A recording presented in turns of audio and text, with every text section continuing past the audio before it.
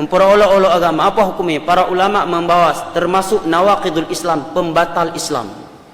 Allah berfirman dalam surah At-Taubah, wala in sa'altahum la yaqulunna innama nakhudhu wa nal'ab.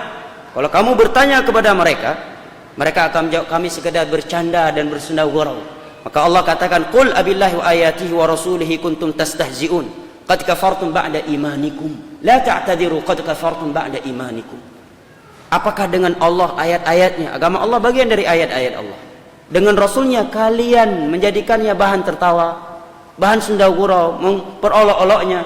Jangan banyak beralasan, kalian telah murtad setelah keislaman kalian. Sebagian orang demi mencari uang ya jamaah, popularitas, dia memperolok-olok agama. Dan orang yang seperti ini nggak akan lama, akan datang azab Allah kalau dia tidak bertobat. Radio Syiar Tauhid Aceh 96,1 FM.